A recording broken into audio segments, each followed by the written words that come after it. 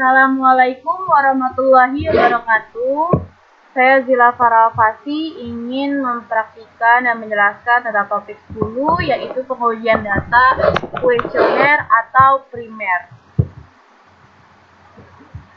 Uji hipotesis. Pengujian hipotesis dilakukan untuk mendapatkan gambaran mengenai hubungan antara variabel independen dengan variabel dependen. Variabel dependen dalam penelitian ini adalah prestasi praktikum aplikasi software SPSS atau variabel Y. Sedangkan variabel independen dalam penelitian ini adalah kemandirian belajar atau variabel X1 dan motivasi berprestasi atau variabel X2. Dalam penelitian ini, pengujian hipotesis dilakukan dengan cara sebagai berikut, yaitu 1. Analisis regresi linier berganda, 2. Pengujian parsial atau uji statistik T, dan pengujian simultan atau uji statistik F dalam analisis regresi linier berganda. Dan 3. Uji koefisien determinasi atau F-square dalam analisis regresi linier berganda. Nah, analisis regresi linier berganda menurut Purwanto, analisis regresi linier berganda atau multiply regression yaitu banyak faktor dipengaruhi lebih dari satu variabel yang dapat digunakan untuk mengetahui pengaruh dari beberapa variabel bebas atau independen terhadap variabel tidak bebas atau dependen. Nah, persamaan regresi untuk penelitian ini adalah Y sama dengan alfa plus B1 X1 plus B2 X2 plus E. Nah, keterangan dari persamaan regresi untuk penelitian ini yaitu untuk Y adalah prestasi praktikum aplikasi software SPSS. Alfa yaitu nilai konstanta, B1 yaitu koefisien variabel X1, B2 yaitu koefisien variabel X2, X1 yaitu kemandirian belajar, X2 yaitu motivasi berprestasi, dan E adalah error atau variabel pengganggu.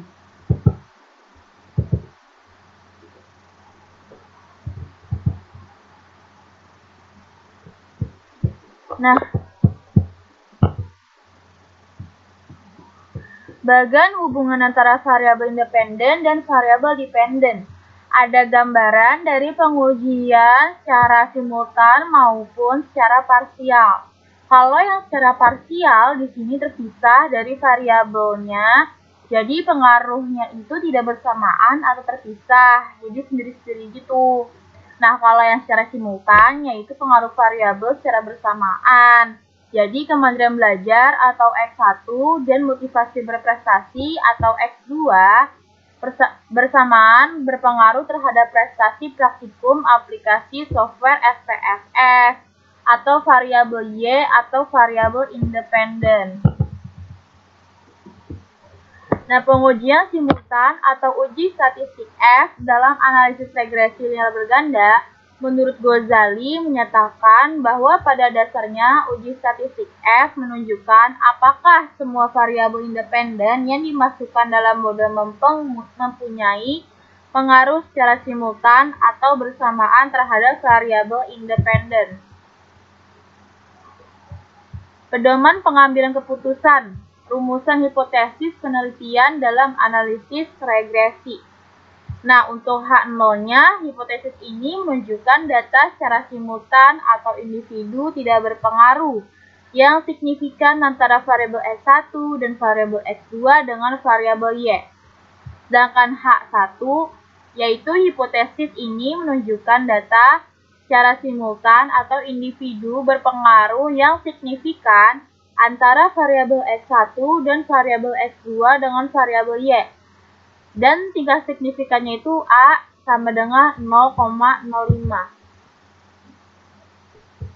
Nah, rumus pencari nilai F-table dalam rumus uji statistik F, yaitu uji F simultan dalam analisis regresi, yaitu F-table sama dengan K, titik koma, N min K. Keterangannya yaitu N adalah jumlah sampel yang digunakan, dan K adalah jumlah variabel independen. tingkat kepercayaan penelitiannya yaitu A sama dengan 0,05. Nah, pengujian simultan uji statistik F dalam analisis regresi linear berganda. Dasar pengambil keputusan untuk uji F dalam analisis regresi ini ada dua, yaitu satu berdasarkan nilai F hitung dan F table. Jika nilai F hitung lebih besar daripada F table, maka variabel bebas berpengaruh terhadap variabel terkait. Sebaliknya, jika nilai F hitung lebih kecil daripada F table, maka variabel bebas tidak berpengaruh terhadap variabel terkait. Nah, ini bisa dilihat pada tabel ANOVA pada kolom DF pada baris residual dan kolom F pada baris regression. Sedangkan yang kedua, yaitu berdasarkan nilai signifikansi hasil output SPSS, yaitu jika nilai signifikan lebih kecil daripada 0,05, maka variabel bebas berpengaruh signifikan terhadap variabel terkait. Sebaliknya, jika nilai signifikan lebih besar daripada 0,05, maka variabel bebas tidak berpengaruh signifikan terhadap variabel terkait. Nah, ini tuh bisa dilihat pada tabel ANOVA pada kolom signifikansi. Nah, pengujian parsial atau uji statistik T dalam analisis regresi linear berganda, menurut Ghazali, uji statistik T pada dasarnya menunjukkan seberapa jauh pengaruh satu variabel penjelas atau independen secara individual dalam menerangkan variasi-variasi variabel dependen. Uji signifikan T berguna untuk mengetahui pengaruh variabel X secara parsial atau sendiri-sendiri atau terpisah satu sama lain terhadap variabel Y. Nah, pedoman pengambilan keputusannya, rumusan hipotesis penelitian dalam analisis regresi. Untuk H0, hipotesis ini menunjukkan data secara parsial atau individu tidak berpengaruh yang signifikan antara variabel X1 dan variabel X2 dengan variabel Y. Sedangkan H1 yaitu berarti secara parsial atau individu berpengaruh yang signifikan antara variabel X1 dan variabel X2 dengan variabel Y. Nah, tingkat signifikannya itu A sama dengan 0,05. Nah, rumus mencari nilai T-table itu yaitu A dibagi 2 titik koma N min K min 1 atau DF residual. Keterangannya untuk alfa yaitu tingkat kepercayaan penelitian, alfa sama dengan 0,05, N-nya yaitu jumlah sampel yang digunakan, K-nya yaitu jumlah variabel independen, dan DF residualnya yaitu derajat kebebasan nilai residual. Nah, pengujian parsial uji statistik T dalam analisis regresi linear berganda, dasar pengambilan keputusannya itu ada dua. Satu, berdasarkan nilai T hitung dan T-table, yaitu jika nilai T hitung lebih besar daripada T-table, maka variabel bebas berpengaruh terhadap variabel terkait. Sebaliknya, jika nilai T hitung lebih kecil daripada T-table, maka variabel bebas tidak berpengaruh terhadap variabel terkait. Nah, ini tuh bisa dilihat pada tabel koefisien pada kolom T. Yang kedua, yaitu berdasarkan nilai signifikansi hasil output SPSS. Jika nilai signifikansinya lebih kecil daripada 0,05, maka variabel bebas berpengaruh signifikan terhadap variabel terkait. Sedangkan jika nilai signifikansinya lebih besar daripada 0,05, maka variabel bebas tidak berpengaruh signifikan terhadap variabel terkait. Nah, ini itu bisa dilihat pada tabel koefisien pada kolom signifikansi.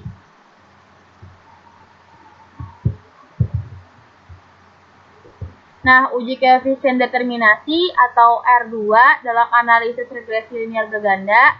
Menurut Ghazali, uji koefisien determinasi bertujuan untuk mengukur seberapa jauh kemampuan model dalam menerangkan variabel-variabel dependen. Nilai koefisien determinasi adalah antara 0 dan 1. Koefisien ini menunjukkan seberapa besar persentase variasi variabel independen yang digunakan dalam model mampu menjelaskan variasi variabel dependen. Pengambilan keputusannya lihat pada tabel model summary pada kolom R2 atau R2 dan adjusted R2. Nilai koefisien determinasi data diperoleh dari hasil.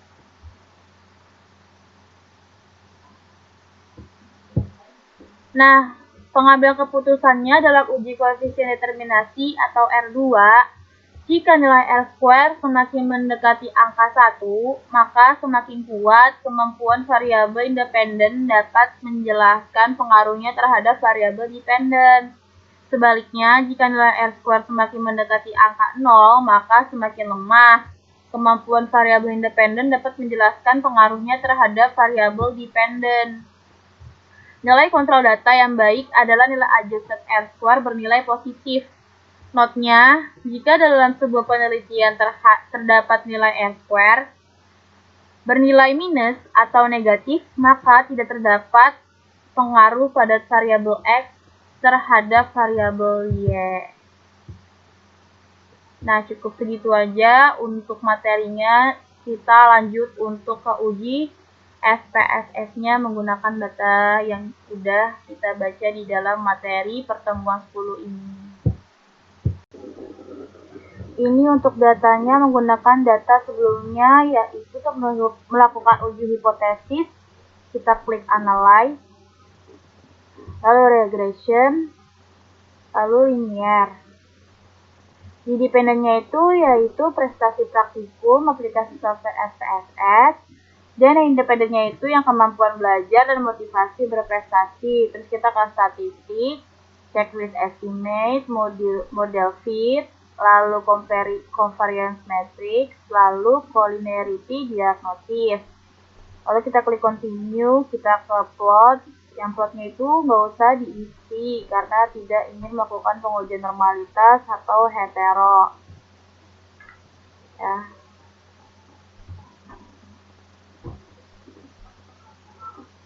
Nah, yang bisa kita uncheck list unstandarizednya kalau ada, agar nilai atau variabel tesnya itu tidak kedetek lagi di data view. Lalu kita klik continue, lalu oke. Nah, data yang diperoleh akan seperti ini. Nah, kita menggunakan persamaan untuk menganalisisnya. Nah, kita lihatnya di tabel koefisien. Nih. Nah, nilai konstantanya kan 7,784, yang mana hal ini menyatakan bahwa variabel independen atau kemandirian belajar atau variabel X1 dan motivasi berprestasi atau variabel X2 itu dianggap konstan, yang artinya semakin meningkatnya kemandirian belajar dan motivasi berprestasi akan berpengaruh terhadap prestasi praktikum aplikasi software SPSS. Lanjut, untuk di sini terdapat koefisien variabel X1 ya. Variabel X1. Nih. Variabel X1-nya kan kemandirian belajar. Di sini kita melihat angkanya itu di unstandardized coefficient yang diperoleh hasilnya 0,372. Namun kita lihat dulu nilai signifikansinya yaitu 0,00 nih. Nah, untuk analisis variabel kemandirian belajar menunjukkan adanya pengaruh terhadap prestasi praktikum aplikasi software SPSS yang mana berpola positif, yaitu bisa kita lihat 0,372.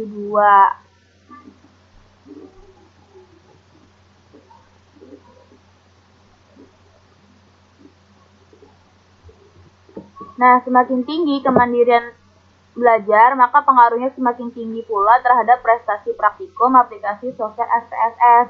Di sini tuh pengaruhnya bisa dilihat 0,372, berpengaruh besar untuk yang variabel kemandirian belajar. Nah, selanjutnya di sini ada nilai koefisien variabel X1 atau beta 2 sebesar 0,557, yaitu motivasi berprestasi, menunjukkan adanya pengaruh terhadap prestasi praktikum aplikasi software SPSS atau variabel Y. Maka semakin tinggi motivasi berprestasi, maka semakin tinggi pula prestasi praktikum aplikasi software SPSS. Di sini pengaruhnya itu yang motivasi berprestasi terhadap prestasi praktikum itu diperoleh angka 0,557. Jadi peningkatnya sebesar 0,557 dan berpengaruh positif. Gitu. Nah, di sini tuh juga ada nilai standar error-nya atau variabel pengganggu yang mana kita lihat di koefisien standar error sebesar 1,390 yang artinya seluruh variabel kemandirian belajar atau variabel X1 dan motivasi berprestasi atau variabel X2 akan berpengaruh terhadap prestasi praktikum software SPSS atau variabel Y. Itu memiliki tingkat variabel pengganggu sebesar 1,390. Jadi di mana setiap kenaikan dari variabel kemandirian belajar dan motivasi berprestasi itu terjadi kenaikan dari variabel pengganggu yaitu sebesar 0,930.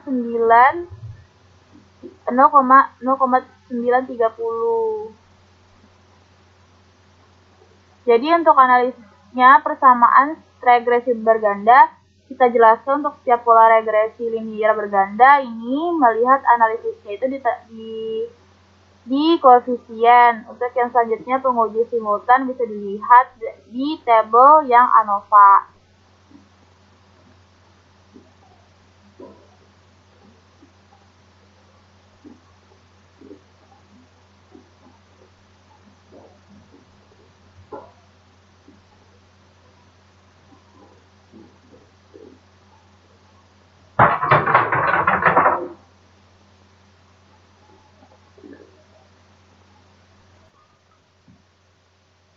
Nah, rumus mencari nilai F table di sini untuk yang F hitung itu sudah diperoleh 99,450 untuk mencari F table dengan menggunakan rumus yaitu K titik koma N min K, di mana K-nya itu jumlah variabel independen yang mana variabel independennya itu X1 atau motivasi berprestasi yaitu X2.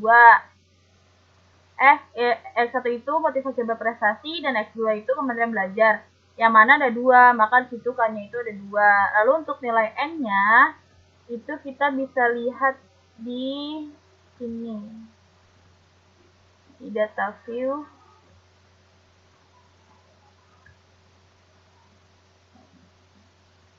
Nih, di sini ada 171 responden.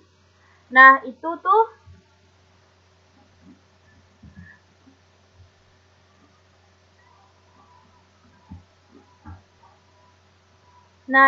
nilai N-nya itu kan 71. Nah, K-nya itu kan 2 tuh dari variabel yang kemandirian belajar sama motivasi berprestasi. Maka 2 titik koma 171 min 2. Jadi itu kan 171 min 2 itu kan 199. Ya, jadi untuk mencari F tabelnya itu 2 titik koma 169. Nah, kita cari di tabelnya, kita dapat 3,05. Nah, ini F table. Nah, jadi tuh F hitungnya 99,450 dan F tabelnya itu 3,05. Jadi F hitungnya itu lebih besar daripada F table. Maka variabel bebasnya berpengaruh terhadap variabel terkait. Maka hipotesis yang diterima itu adalah H-1.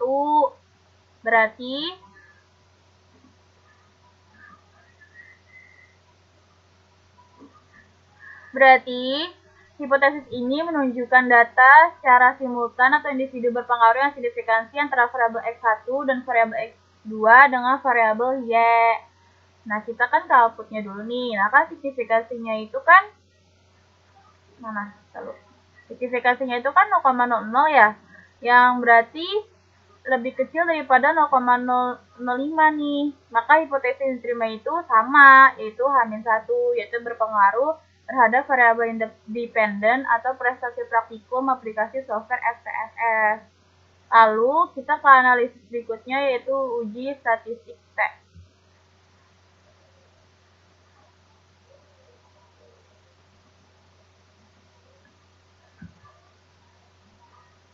Kita lihatnya di tabel koefisien ya. Nah,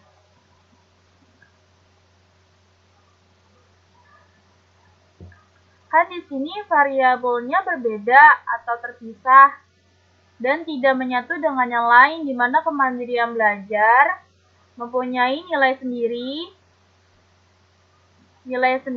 begitupun dengan motivasi berprestasi terhadap variabel dependen, yaitu prestasi praktikum software SPSS. Di sini nilai T hitungnya diperoleh hasil yaitu di kemandirian belajar 5,648 dan di motivasi berprestasi 8,882. Untuk T hitung bisa dilihat di tabel yang terdapat di output di SPSS ini. Sedangkan T table terdapat rumus yaitu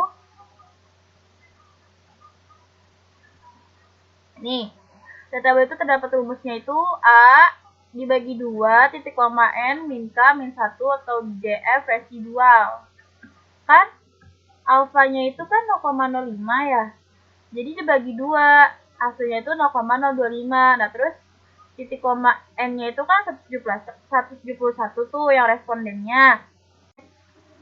Nah, yang variabel independen itu kan ada 2. Nah, itu tuh yang kemandirian belajar dan motivasi berprestasi. Nah, di mana hasil dari 171 min 2 min 1 yaitu 168. Jadi untuk mencari T-table itu di sini itu kan tadi kan yang 0,05 jadi dibagi 2 itu 0,025. Maka 0,025 titik koma 168 dari pengurangan tadi. Nah, kita ke T-table. Bentar. Nah, ini kita udah ke T-table. Yang tadi itu kan 0,025, ini 0,25. Di degree of freedom-nya itu 168. Nih. Maka T-table-nya itu 1,97419. Dan T hitungnya kan tadi 5,648. Jadi bahwa T hitungnya itu kan berarti lebih besar daripada T-table.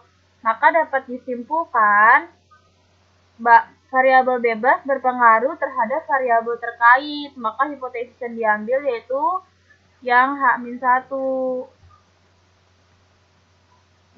Yang H-1.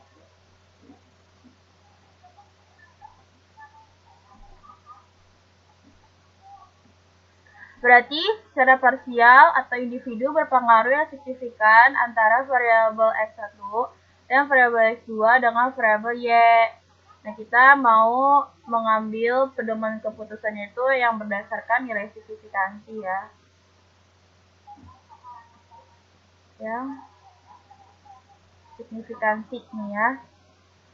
Kita lihat nih signifikansinya nih. Signifikansinya di sini kan 0,00 ya. Berarti kan lebih kecil daripada 0,05. Maka, jika lebih kecil signifikansinya, variabel bebas berpengaruh signifikansi terhadap variabel terkait. Tuh, ini tuh bisa dilihat di tabel koefisien pada kolom signifikansi nih ya. Ini signifikansinya 0, berarti lebih kecil daripada 0,05 yang berarti variabel bebas berpengaruh signifikan terhadap variabel terkait itu. Nah, jadi kan kemandirian belajar itu kan berpengaruh terhadap prestasi praktikum aplikasi software SPSS. Sekarang yang motivasi berprestasi T, hitungnya itu ada, bentar.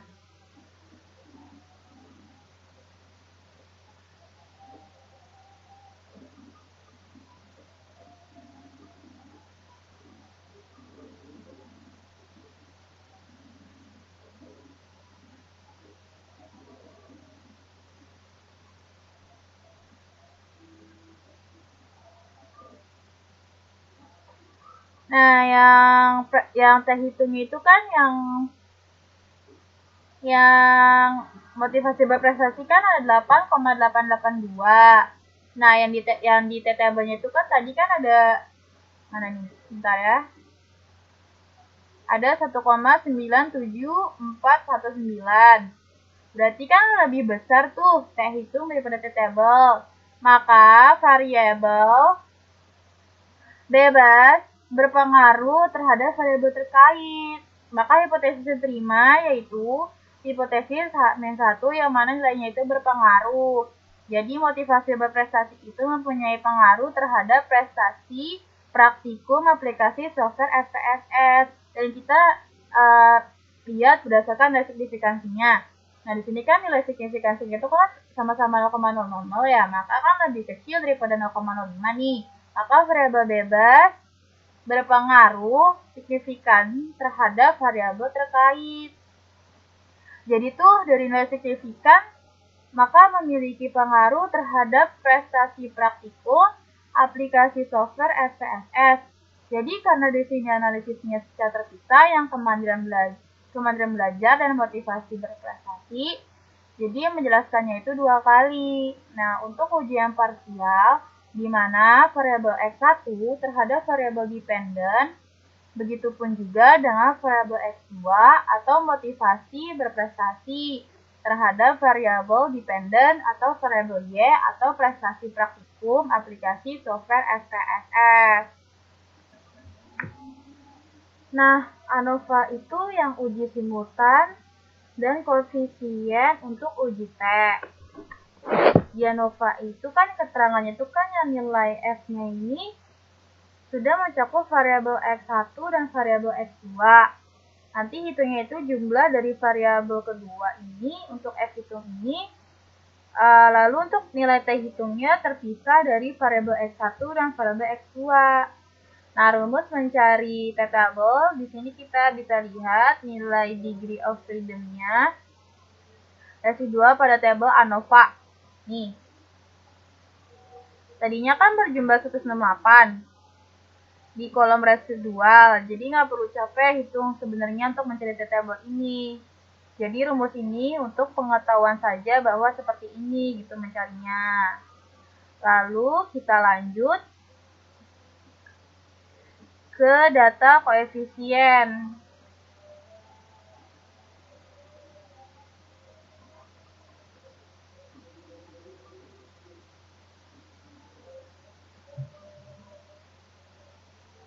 Kita mencarinya di model summary. Model summary. Model summary mana ya? Oh, ini dia guys. Ya, bentar. Nah, kita mencarinya itu di model summary pada kolom R square dan adjusted R square. Di sini pengambilan keputusannya kan R square-nya itu kan ada 0,542. Di sini sudah termasuk setengah dari angka 1. Nah, kan ada koefisien determinasinya itu adalah 0 atau 1. Ya kan? Nah, kan 0,542 ini sudah termasuk dari setengah dari angka 1. Maka dapat disimpulkan bahwa nilai R square ini mendekati angka 1, maka semakin kuat kemampuan variabel independen dapat menjelaskan pengaruhnya terhadap variabel dependen. Dan untuk nilai adjusted R square-nya itu kan 0,537 dan ini tuh bernilai positif, yang mana nilai kontrol tersebut termasuk baik. Nih, nilai tersebut termasuk baik. Dan tadi nilai R square-nya itu kan 0,542. Nah, sisanya itu kemana nih? Buat jadi 1, sisanya itu dijelaskan oleh variabel lain atau faktor lain, yang mana juga mempengaruhi prestasi praktikum aplikasi software SPSS. Untuk pengujian ini cukup karena datanya kan juga sedikit dan nilai R square-nya hasil dari pengkuadratan dari nilai R. Nih nilai R doang nih. Ini tuh sebenarnya masih banyak angkanya kalau kita dikuadratin nih. Untuk pengujian data primernya itu seperti ini saja karena pengujian koefisien determinasi ini adalah uji terakhir.